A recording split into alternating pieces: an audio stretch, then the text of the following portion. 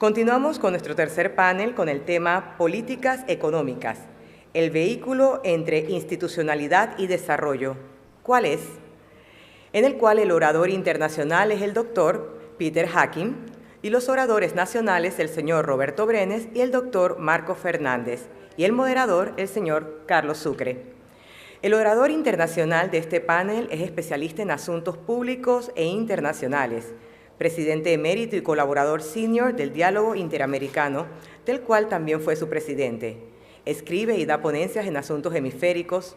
Sus artículos han sido publicados en Foreign Affairs, Foreign Policy, The New York Times, Washington Post, Miami Herald, Los Angeles Times y en periódicos y revistas en Argentina, Brasil, Chile, China, Colombia, Canadá, Cuba, El Salvador, Italia, México, Perú y España.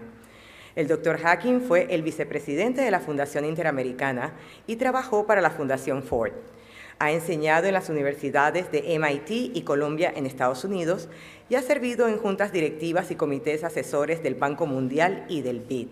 A continuación, los dejamos en compañía del Dr. Peter Hacking con su presentación sobre éxitos y fracasos en América Latina. Un fuerte aplauso, por favor.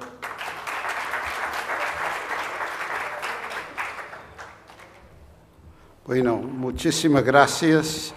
Un gran honor, privilegio de estar aquí con ustedes, con este grupo distinguido, con APEDI y CADE. Quiero agradecer a los organizadores, los oficiales, y quiero decir que ustedes ya saben la mala noticia, que voy a hablar en español. Y tiene que perdonar que aprendí en las calles de Río de Janeiro. Entonces, ayer el profesor Robinson dio un discurso sobre los requisitos de éxito que los países que tienen que hacer para ser la posibilidad de ser exitoso y si no, que podría fracasar. Yo voy a hablar hoy día de cómo juzgamos éxito. Quiere decir, ¿cuál es el proceso? ¿Qué países pensamos que son exitosos? ¿Y qué países son fracasados, fallados? ¿Y por qué pensamos eso? Bueno, primera cosa, porque tiene 3 panameños que van a hablar después de mí. Yo no voy a hablar de Panamá para no entrar en ninguna controversia. Entonces, voy a excluirlo y voy a dejar a ellos poner en la lista donde ellos creen debe situarse. La idea de esta ponencia llegó a mí casi 15 años atrás. Eso más o menos 2000 por ahí, cuando un colega me hacía la pregunta, ¿por qué después de tantas cosas que ha pasado en América Latina, los gobiernos militares en los 60, 70, 80, después de década perdida de los 80 en las economías en la región, después de Guerra Fría, después las guerras en América Central, los países que llamamos generalmente exitosos eran lo mismo que eran exitosos antes de toda esta turbulencia en América Latina? Quiere decir, había realmente 3 países que si tú haces una encuesta, casi siempre sale arriba, son países exitosos. ¿Cuáles son? Uruguay, Chile y Costa Rica. Vamos a examinarlos un poco. Tienen ciertas características. Son todos chicos, básicamente. No hay ningún país realmente grande este grupo. También son más o menos homogéneos. Quiere decir, no tiene una gran divergencia de razas, grupos étnicos, religión, etc. Son más o menos homogéneos. Y como yo decía, ha sido exitoso hace mucho, mucho tiempo. Quiere decir que desde que casi yo entré, que es mucho tiempo, siempre hablaba de estos 3 países como exitosos. Y lo que es interesante, los gobiernos hoy en día se vienen del centro a centro izquierda, hasta pocos meses atrás era centro derecha, hasta centro izquierda. Quiere decir, no son gobiernos de extremos. Pero lo que es interesante también es que estos 3 países, cuando tú haces las encuestas o vamos a ver las elecciones recientes, no son países donde los pueblos son muy contentos. Hay un descontento en casi todos ellos. En Costa Rica ya se echaron el partido mayoritario que estaba el partido liberal más importante para tantos años, y eligieron una persona que nunca estaba tenía un trabajo electo antes. Y la presidenta que era del partido y eso era una época que Costa Rica no hacía mal en la área económica, por lo menos, etc. Se salió con una aprobación de 10-15%. En Chile también votaron en la oposición, un gobierno exitoso, tenía un periodo y fue reemplazado. Chile está lleno de protestas. Yo estuve en Chile para el traspaso de poder a Michelle Bachelet, y hay un país considerado los más exitosos en los últimos años en la política económica, y hay un pesimismo que pasa. Estaba muy sorprendido que las tareas son más difíciles todavía, el gobierno no tiene experiencia, etc. Y Uruguay tal vez se continúa, Uruguay no cambia, parece. Pero el partido, eso va a ser el tercer periodo del mismo partido. Obviamente la izquierda ha tenido buenos candidatos o tenido éxito en gobernar. Difícil separar los dos a veces. Pero ¿por qué son considerados exitosos estos 3 países? Todos tenían un crecimiento razonable durante un periodo bastante largo. Y en la época reciente ha hecho bastante bien todos los 3. Y imagina, pobre Uruguay, que está entre Brasil y Argentina, y todavía ha mantenido un crecimiento, no solamente entre Brasil y Argentina, pero un presidente con un exguerrillero de extrema izquierda, y todavía mantiene su crecimiento. Y también son todos conocidos como gobiernos más o menos eficientes, no perfectos, pero gente tiene una cierta confianza en cómo eso confirma o conforma con lo que decía el profesor Robinson.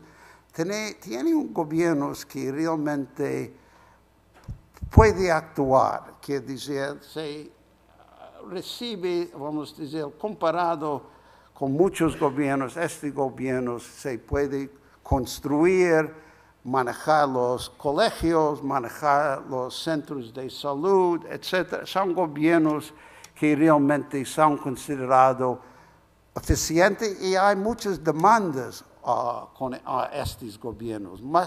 Mejor que funciona, crea más demandas en los gobiernos. También los procesos democráticos han sido bastante bien. Hay problemas con las reglas, hay problemas con distintas instituciones, pero en general la gente está realmente orgullosa de cómo es democrático sus países. Inclusive no son los países más fuertes económicos, si tú miras los últimos 40 años o los últimos 10 años, pero realmente tienen los mejores la política, la democracia es lo mejor, trabaja mejor allí. Esas son las democracias más fuertes casi. Y también la seguridad es bastante bien, vamos a decir, comparado con los otros países de América Latina. No tiene los crímenes y violencia que es tan extendido en mucha de América Latina. Tal vez simplemente indica la eficiencia del gobierno en parte. Y últimamente realmente son los 3 países que, menos Chile tal vez, tienen mejores índices de igualdad y ha hecho mejor en eliminar o reducir, aliviar la pobreza. Entonces, lo que es interesante para mí, lo que más me intriga este tema, es por qué ningún otro país en los últimos 50 años en América Latina ha realmente llegado a este nivel. ¿Por qué había 3 países exitosos en los años 60, 70 y todavía hay 3? Y 2 preguntas salen. ¿Por qué no había otros que entraron en esta fila? Y segundo, ¿por qué realmente ellos han mantenido su éxito durante este tiempo? Que no es tan fácil hemos visto países que han caído un poco, pero son importantes. Pero antes de tratar de examinar estas preguntas, quiero ir a otro grupo de países que yo llamo insustentable. Quiere decir, tiene gobiernos, tiene sistemas económicos, sistemas políticos que simplemente no puede sustentar en el largo plazo. Va a tener que reemplazar, rehacerlo. Y son los obvios, creo. Cuba es lo más obvio, que no va a sustentar mucho tiempo, especialmente después de la biología toma el camino. Haití, bueno, y puede decir eso que un poco discrepa que dice el profesor Robinson. Cuba tiene instituciones muy fuertes. Todo el mundo habla de profesionalismo de sus servicios de seguridad, de servicios de inteligencia. El ejército es un buen ejército, tiene resultados, por lo menos en los exámenes internacionales sobre educación. Tiene un partido comunista que funciona, vamos a decir, de una forma bastante fuerte. Tal vez no le gusta lo que produce esta fábrica, pero tiene que decir que produce lo que los dueños quieren producir. Y Haití, al contraste, que otro que es insustentable, no tiene instituciones. Quiere decir, son embriónicos mejor. Y cuando habla de cosas como parlamento o habla del sistema judicial, no tiene nada que ver con el sistema judicial en Panamá o Brasil, etc. Son, como yo decía, embriónicos. Y yo creo que Venezuela ya ha llegado a un punto también. Es difícil imaginar que este puede sustentar. Y hay otros 2 que probablemente Honduras y Paraguay se puede juzgar propio, pero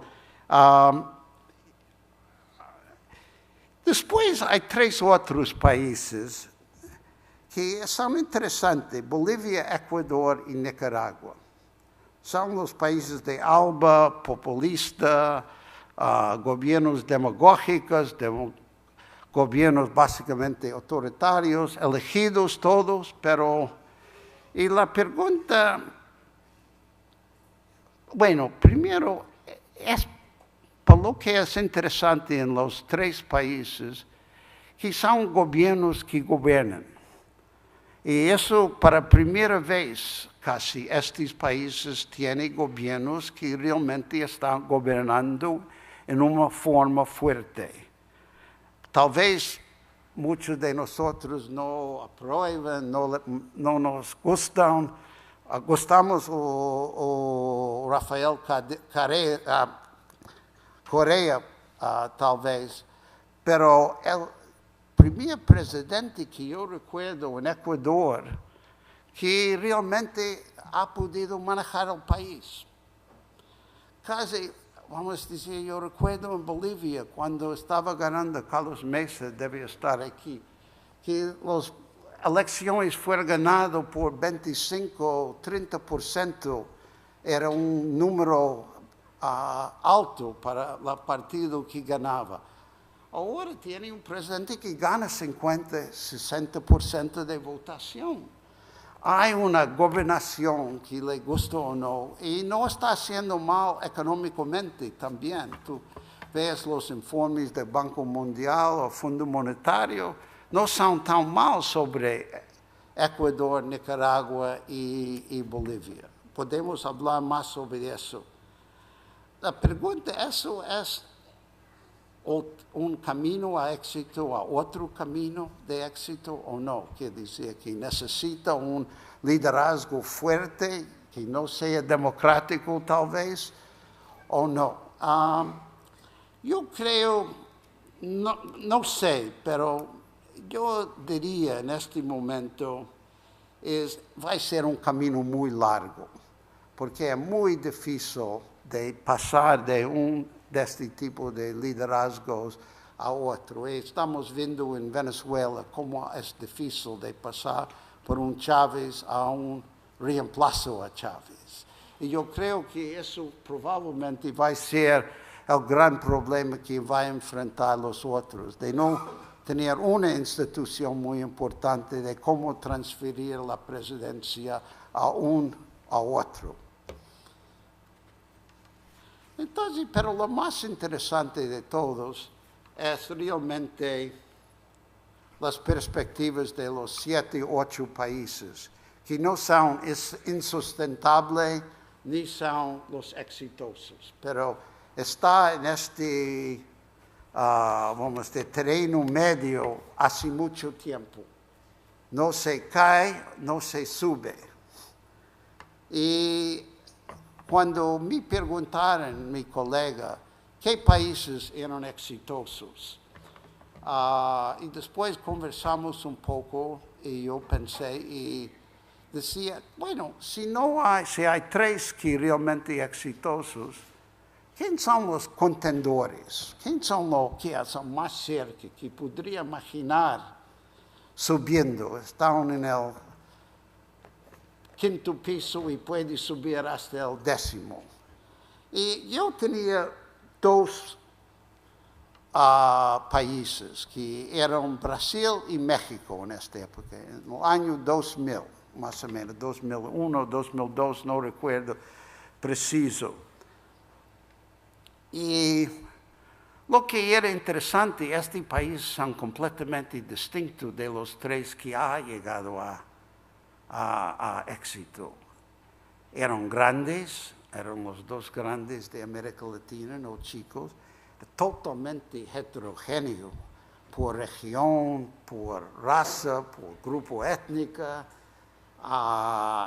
por geografía, y realmente si estos 2 países llegaran de éxito los otros, habría, yo creo, cambiado hasta la visión de América Latina, porque eso eran 2/3 de población de América Latina también. Pero realmente yo quedé un poco decepcionado 12, 15 años después de este. Y lo que pasó en Brasil y México, que no podría sustentar o criar. Vamos a pensar con México. México ha tenido un tiempo muy difícil. Ha tenido un crecimiento muy lento desde los años 90, por allí. El promedio entre 2000 y 2012 fue menos de 2% para todos estos 12 años. realmente tenía una caída brusca, un peor de América Latina, una de las peores en el mundo, de crisis económica en 2008-2009, cayó como 7 puntos de crecimiento en un año. Y tenía un problema grande de seguridad ciudadana, de seguridad pública, que decía que casi los diarios no hablaban de otro tema de seguridad. Eso fue el énfasis grande del gobierno de Calderón, y más que trató de eliminar la inseguridad, más inseguridad creaba, parecía, durante la época. Democracia, al contrario, tenía una cierta elevación en esta época. Recuerdo al presidente Fox en 2000 fue el primer presidente de un partido que no del Partido Revolucionario Institucional. Eso, cuando él fue elegido, decía: democracia ha llegado a México. Pero es interesante que todavía es el único país que las elecciones no se han aceptado fácilmente. Las dos últimas elecciones, no el último, pero penúltimo especialmente, había un mes de protestas en la calle, etc. Entonces todavía tiene sus dificultades, pero ha tenido un mejore. Y el otro, no solamente falta de democracia, no estaba visto por su propio ciudadano como un país eficiente, que entrega las bienes, construye, etcétera, produce.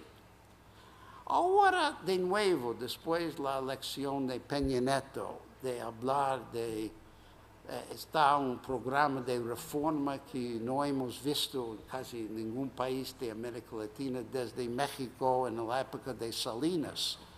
Y realmente está haciendo un progreso impresionante. Está en 1 año y medio y no voy a entrar en detalles. Empezamos de nuevo. Ahora estoy hablando del momento de México. Bueno, espero que tiene razón, y yo estoy realmente impresionado con lo que ha conseguido. Pero México ha tenido varios momentos en los últimos años.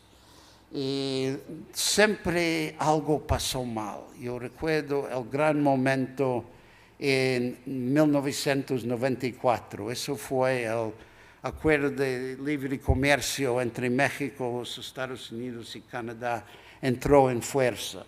Y en este año tenía su peor crisis económica casi desde la crisis de deuda, que decía era una terrible caída, y eso afectó el crecimiento por los próximos 4 o 5 años. Y después, en 2000, cuando fue elegido el Vicente Fox, momento democrático, y básicamente los dos presidentes que siguieron simplemente no realmente tenían un buen récord, que decía, prometieron mucho más que podría conseguir. En el final de 12 años, la gente era más sospechosa de democracia de antes que entraran en México. Ahora, Brasil. El tiempo está andando, yo veo, entonces yo estoy pasando a Brasil, porque si me ha preguntado 2 años atrás, yo había dicho, Brasil está tocando la puerta de éxito. Eso que todo el mundo decía, yo no era original con la revista Economist tenía en su capa una figura de Cristo Redentor de Brasil que estaba levantando como un cohete. y realmente salió de su mejor crecimiento en 30 años, entre 2004 y 2011. Estaba creciendo para Brasil, era mucho, 4% por año, baja inflación, alto empleo. 5 de los años eran arriba de 4%. Y además eso fue durante la época de crisis global. Y yo recuerdo, estuve en Brasil cuando en 2009, perdóname, en el medio de crisis para muchos países, y lo que Lula decía, el crisis no va a tocar a Brasil. Todo el mundo estaba un poco, pero casi no tocaba Brasil. No creció este año, pero la mayoría de países tenía un impacto mucho peor. Y podemos hablar de razones, pero no voy a entrar. La pobreza e inequidad ha hecho realmente progreso, especialmente en pobreza, y hay indicaciones de inequidad también. La área de democracia también eligieron la primera presidenta mujer en América del Sur, por lo menos, y realmente era un candidata que salió. Primer justicia, que era raza negro, era el jefe de Corte Suprema, que decía mostraron unos cambios muy importantes.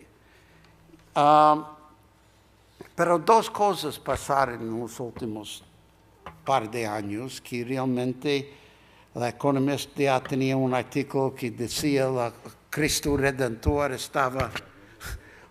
falló y no llegó a la luna, pero estaba volviendo al terreno.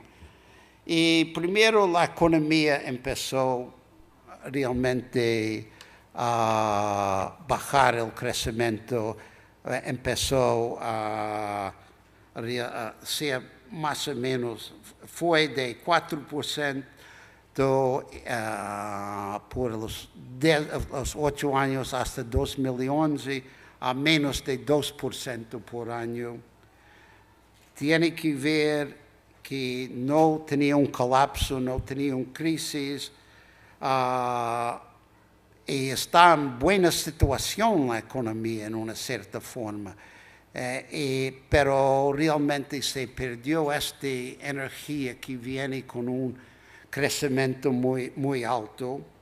Y segundo, había una muy sorprendente, nadie predecía, ni los políticos, ni los periodistas, ni los conferencistas, las protestas, las marchas en el medio del año pasado, que sumieron de más de 1 millón de personas en las calles, protestando casi todo, pero mayormente la ineficiencia del gobierno y los servicios realmente mal ejecutados, el desgaste en el gobierno, la corrupción en el gobierno, y fue un shock, y sabemos lo que pasó con la aprobación de líder. Su aprobación bajó de casi 70% a 32%. Y entonces Brasil parecía no era listo realmente para ser miembro del club de exitoso. Y yo no creo que va a bajar más, va a sustentar y tiene muchas oportunidades. México también, México hasta mucha gente dice que más oportunidades. Voy a tratar rápido a 3 otros países que no son contendores todavía, pero son contendores para ser contendores. Y uno que yo estoy de desacuerdo con el profesor Robinson es Colombia. Y yo creo que Colombia casi, tal vez por una razón, puede haber sido pensado como un estado fallado, Pero es interesante porque ha tenido instituciones muy fuertes al mismo tiempo. Y uno fue durante todo el periodo cuando los militares tomaron poder en tantos países de América Latina. Colombia nunca tenía un presidente militar. Tenía un casi presidente militar, pero no tenía un golpe, un militar en la presidencia. Segundo, y eso era más impresionante, durante la década perdida, durante la época de deuda, era el único país de América Latina que siempre pagó su deuda en la hora. Nunca tenía un default, no sé cómo decir default, pero era el único que manejaba su economía mejor. Y las instituciones económicas también son instituciones. Y más reciente, el presidente más popular de casi, no sé de historia, pero un presidente que tenía 75-80% de aprobación, Álvaro Uribe, quería concurrir para un tercer, y fue al final la decisión, fue al Corte Suprema. El Corte Suprema tomó la decisión de no permitirlo, decía que no era constitucional.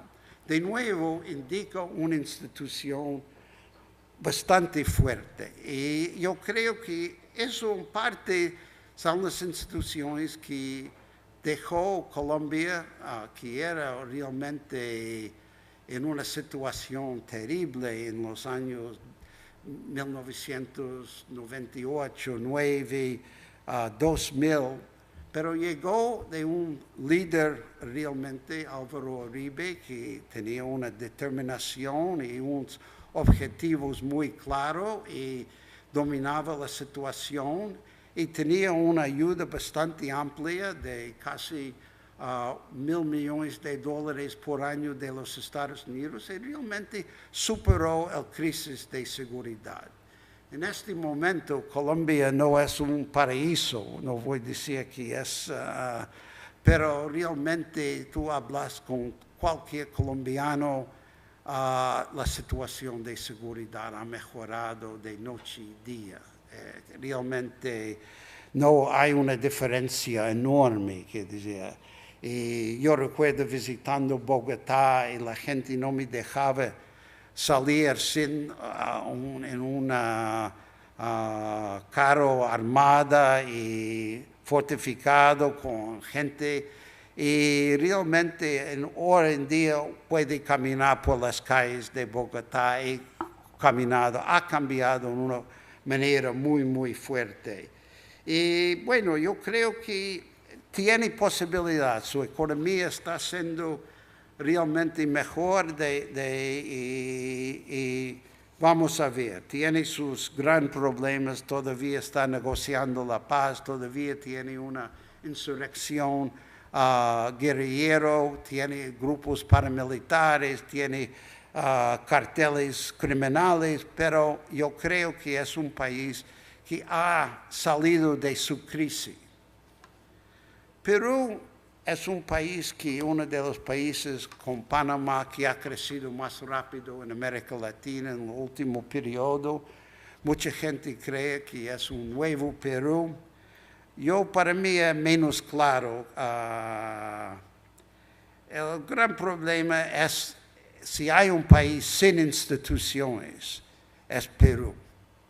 Que decía, yo recuerdo durante muchos gobiernos, simplemente los ministerios estaban vacíos, simplemente no tenía gente trabajando porque tenía que reducir el tamaño de gobierno por un tanto después de una crisis económica en los años 90 más o menos, antes de la elección de Fujimori.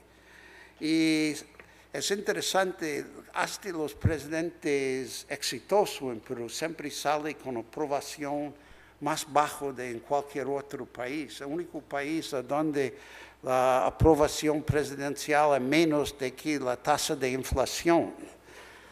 Es realmente impresionante. Y después de tener tan baja opinión del presidente, reelígenlos. Entonces es complicado, pero yo creo que va a sufrir un poco por su falta de instituciones, pero tal vez estoy equivocado también. Y hay un país que no mencioné, que es obvio para unas personas aquí, imagino, es Argentina, que yo creo que cabe en casi cualquier categoría, no exitoso, no podemos decir, pero es un país que todavía es entre los más ricos de América Latina. Es un país que tiene una cultura fantástica, es un país, el sistema de educación es entre los mejores de América Latina, y entonces puede ser un contendor, pero ha sido contendor desde 1940 y no ha entrado. Segundo, puede ser insustentable. Yo diría que el sistema simplemente se ve, no hay otro país más volátil en toda América Latina. Argentina tiene una crisis a casi intervalos regulares. Tenía su crisis en 76, cuando los militares tomaron el poder, tenía una crisis económica en 83, cuando los militares tenían que salir, tenía otro cuando al final de, ¿cómo se llama el presidente? Bueno, cuando entró Menem tenía que entrar 6 meses antes, Alfonsín, los finales de Alfonsín, y después, 10 años después, en 2001, tenía un colapso total, que el gobierno tenía que fugir por helicóptero, y yo creo que está tal vez evitando la crisis en este momento. El gobierno reconocía que estaba llegando muy cerca de la caída fuerte y ha evitado hasta ahora, pero estaba tocando la puerta de crisis. Y yo creo que, como digo, puede ser que es el sistema de gobierno que deja este sube y baja, o tal vez va a salir de este, vamos a decir, ciclo solo, pero yo simplemente no sé en qué categoría colocar a Argentina. Y bueno, eso me lleva a la última pregunta: ¿a dónde Panamá? Perdón, Roberto.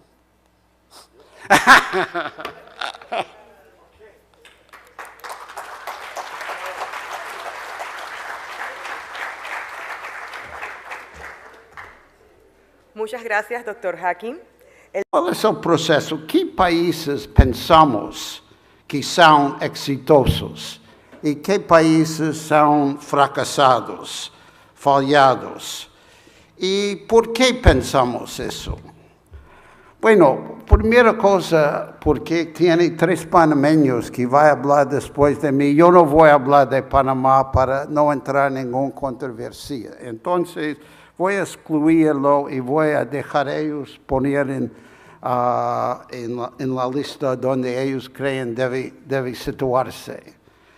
La idea de esta ponencia llegó a mí casi 15 años atrás.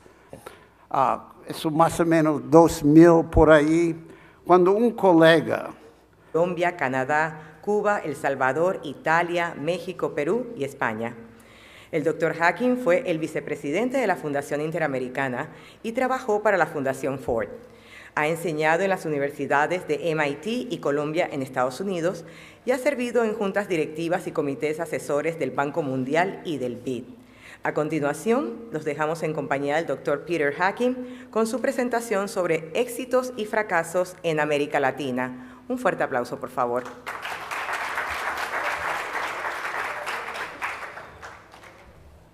Bueno, muchísimas gracias. Un gran honor, privilegio de estar aquí con ustedes, con este grupo distinguido, con APEDI y CADE.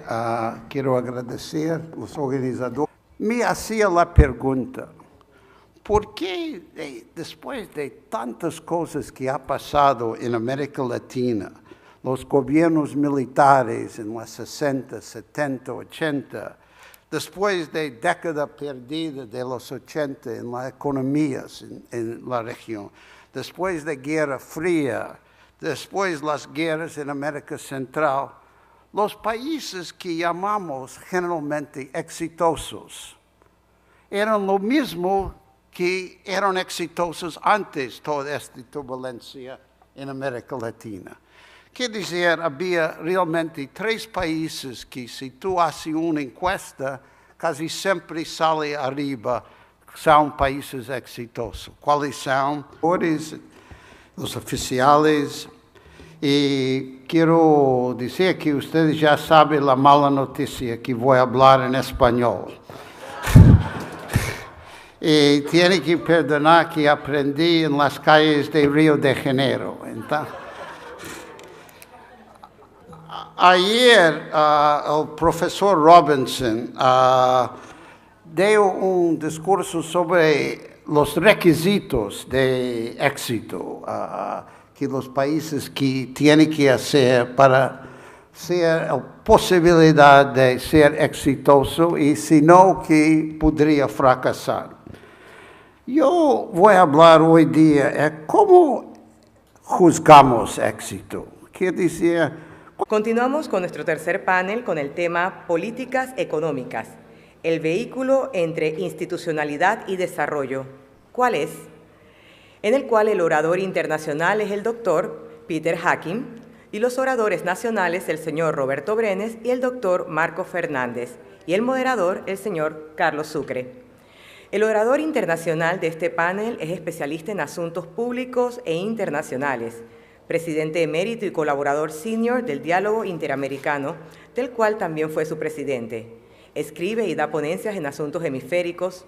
Sus artículos han sido publicados en Foreign Affairs, Foreign Policy, The New York Times, Washington Post, Miami Herald, Los Angeles Times y en periódicos y revistas en Argentina, Brasil, Chile, China, Colombia.